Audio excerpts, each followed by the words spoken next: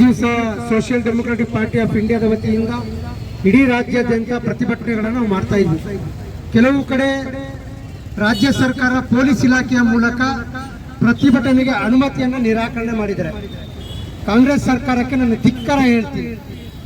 ಅಮಾಯಕ ಹೆಣ್ಣುಮಕ್ಕಳ ರಕ್ಷಣೆಗಾಗಿ ಹೋರಾಟ ಮಾಡಿದಂಥ ಸಂದರ್ಭದಲ್ಲಿ ಪ್ರತಿಭಟನೆಗಳಿಗೆ ರಕ್ಷಣೆ ಕೊಡಬೇಕಾಗಿತ್ತು, ವಾತಾವರಣವನ್ನು ಸೃಷ್ಟಿ ಮಾಡಿಕೊಡ್ಬೇಕಾಗಿತ್ತು. ಆದರೆ ಸಿದ್ದರಾಮಯ್ಯ ಸರ್ಕಾರ ಪೊಲೀಸ್ ಇಲಾಖೆಯನ್ನು ದುರ್ಬಳಕೆ ಮಾಡಿಕೊಂಡು ಕೆಲವು ಕಡೆ ಅನುಮತಿ ನಿರಾಕರಣೆ ಮಾಡಿ ಇವತ್ತು ಧರ್ಮಸ್ಥಳದಲ್ಲಿ ಏನು ದೌರ್ಜನ್ಯ ನಡೆದಿದೆ ಆ ದೌರ್ಜನ್ಯದ ಪರ ಸಿದ್ದರಾಮಯ್ಯರು ಇದ್ದಾರೆ ಅನ್ನುವಂತಹ ಒಂದು ಸಂದೇಶವನ್ನು ಈ ರಾಜ್ಯಕ್ಕೆ ಕಟ್ಟಿದರೆ ಸಿದ್ದರಾಮಯ್ಯನಿಗೆ ಹೇಳ್ತೀನಿ ನಾನು, ಧಿಕ್ಕಾರ ಹೇಳ್ತೀನಿ ನಾನು.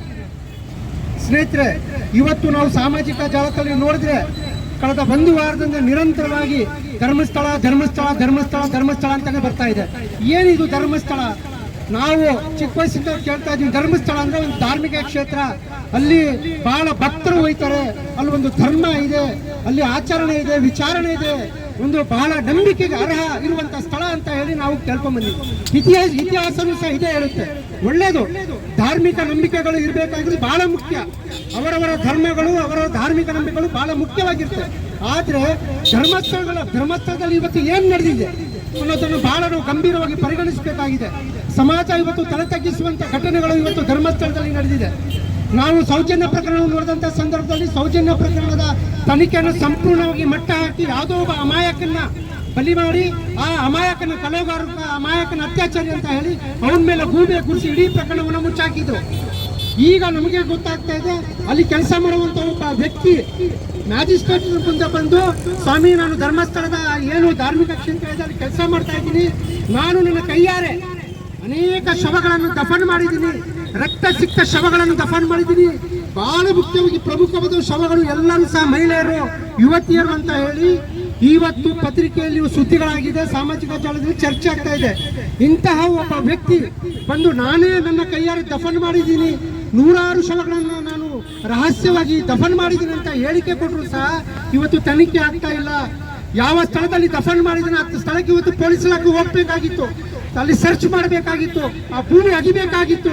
ಆದ್ರೆ ಪೊಲೀಸ್ ಇಲಾಖೆ ಇವತ್ತು ಯಾವುದೋ ಒಂದು ಒತ್ತಡಕ್ಕೆ ಮಣಿದು, ಯಾರು ಒತ್ತಡ ಅಂದ್ರೆ ಅದು ಕಾಂಗ್ರೆಸ್ ಸರ್ಕಾರದ ಒತ್ತಡ, ಸಿದ್ದರಾಮಯ್ಯವರು ಖುದ್ದಾಗಿ ಒತ್ತಡ ಆಗ್ತಾ ಇದ್ರೆ, ಪರಮೇಶ್ವರ್ ಅವರು ಖುದ್ದಾಗಿ ಒತ್ತಡ ಆಗ್ತಾ ಇರಬಹುದು. ಯಾಕಂದ್ರೆ ಅವರೆಲ್ಲ ಧರ್ಮಸ್ಥಳದ ಜೊತೆ ನಿಕಟ ಸಂಪರ್ಕ ಇದೆ ಅವರಿಗೆ, ಅವರೆಲ್ಲ ಒತ್ತಡ ಹಾಕಿ ಇವತ್ತು ತನಿಖೆಗೆ ಅಡ್ಡಿಪಡಿಸ್ತಾ ಇದ್ದಾರೆ. ಆದ್ರಿಂದ social democratic party of India ಬಹಳ ಸ್ಪಷ್ಟವಾಗಿ ಆಗ್ರಹ ಮಾಡ್ತಾ ಇದೆ, ಇದು ಪೊಲೀಸ್ ಇಲಾಖೆಯ ಮೂಲಕ ತನಿಖೆ ಮಾಡಕ್ಕೆ ಸಾಧ್ಯವಿಲ್ಲ. ಯಾಕಂತ ಹೇಳಿದ್ರೆ ಇವತ್ತು ನಾವು ನೋಡ್ತಾ ಇದ್ವಿ, ಒಬ್ಬ ವ್ಯಕ್ತಿ ಬಂದು ಮ್ಯಾಜಿಸ್ಟ್ರೇಟ್ ಮುಂದೆ, SP ಮುಂದೆ ಹೇಳಿಕೆ ಕೊಟ್ಟರು ಸಹ ತನಿಖೆನೇ ಪ್ರಾರಂಭ ಮಾಡಿಲ್ಲ, ಜಾಗಕ್ಕೇನೆ ಹೋಗಿಲ್ಲ ಅನ್ನುವಂಥದ್ದಿದ್ರೆ ಯಾವ ರೀತಿ ಮುಂದೆ ತನಿಖೆ ಮಾಡ್ತಾರೆ ಅಂತ ಹೇಳಿ ಅನುಮಾನ ಕಾಡ್ತಾ ಇದೆ. ಅದರಿಂದ ನಮ್ಮ ಹೈಕೋರ್ಟಿನ ನ್ಯಾಯಾಧೀಶರ ನೇತೃತ್ವದಲ್ಲಿ ತನಿಖಾ ಸಮಿತಿನ ರಚನೆ ಮಾಡಬೇಕು. ರಚನೆ ಮಾಡಿ ಏನು ಅಮಾಯಕ ಹೆಣ್ಣುಮಕ್ಕಳ ದಫನ್ಗಳಾಗಿದೆ ಸಂಪೂರ್ಣವಾಗಿ ಸಮಗ್ರವಾಗಿ ನಿಷ್ಪಕ್ಷಪಾತವಾಗಿ ತನಿಖೆ ಆಗಬೇಕು. ಇಡೀ ಪ್ರಪಂಚಕ್ಕೆ ಒಂದು ಸಂದೇಶವನ್ನು ಕರ್ನಾಟಕ ರಾಜ್ಯದಿಂದ ಕೊಡಬೇಕು. ಯಾವ ಸಂದೇಶ ಅಂತ ಹೇಳಿದ್ರೆ, ನಮ್ಮ ಭಾರತ ದೇಶದಲ್ಲಿ, ನಮ್ಮ ಕರ್ನಾಟಕ ರಾಜ್ಯದಲ್ಲಿ ವ್ಯಕ್ತಿಗಳು ಮುಖ್ಯ ಅಲ್ಲ, ಧಾರ್ಮಿಕ ಸ್ಥಳಗಳು ಮುಖ್ಯ ಅಲ್ಲ, ನಮ್ಮ ರಾಜ್ಯದಲ್ಲಿ ಕಾನೂನೇ ಮುಖ್ಯ, ಸಂವಿಧಾನನೇ ಮುಖ್ಯ. ಕಾನೂನೇ ಇವತ್ತು ಸುಪ್ರೀಂ ಅನ್ನೋ ಸಾವಿರಾರು ಸಂಖ್ಯೆನೆ ಅಂತ ಹೇಳ್ಬೋದು. ಎಷ್ಟೋ ಪ್ರಕರಣಗಳು ಮುಚ್ಚೋಗಿವೆ. ಹಾಗಾಗಿ ಕರ್ನಾಟಕ ರಾಜ್ಯ ಸರ್ಕಾರಕ್ಕೆ ನನ್ನಿಂದ ಒಂದು ಒತ್ತಾಯ, ಅನ್ಯಾಯ ಆಗ್ತಾ ಇರ್ತಕ್ಕಂಥ, ತುಳಿತಕ್ಕೊಳಗಾಗ್ತಾ ಇರ್ತಕ್ಕಂಥವ್ರಿಗೆ ನೀವು ನ್ಯಾಯ ಕೊಡಬೇಕು. ತಮ್ಮ ಆಡಳಿತ ನೊಂದವರ ಪರ ಇರಬೇಕು. ಸೌಜನ್ಯ ಅಂತಕ್ಕಂಥ ಎಷ್ಟೋ ಹೆಣ್ಣು ಮಕ್ಕಳ ಭವಿಷ್ಯ ಹಾಳಾಗಿದೆ. ಹಾಗೆ 100 ಕೊಲೆಗಳು, 100 ರೇಪ್ಗಳು ಮಾಡ್ತಾ ಇದೆ. ಇದನ್ನ ನಾವು ಪುಣ್ಯಕ್ಷೇತ್ರ ಅಂತ ನಾವಾದ್ರೂ ಅಂದ್ಕೊಂಡಿದೀವಿ.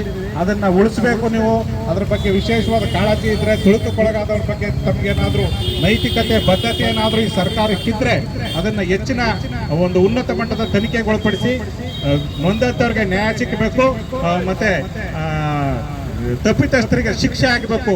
ಇದನ್ನ ನಾವು ಚಾಮರಾಜನಗರದ SDPI ಮತ್ತು ಪ್ರಗತಿಪರ ಸಂಘಟನೆಗಳು, ದಲಿತ ಸಂಘಟನೆಗಳ ಮುಖಾಂತರ ಒತ್ತಾಯವನ್ನ ಮಾಡ್ತೇವೆ.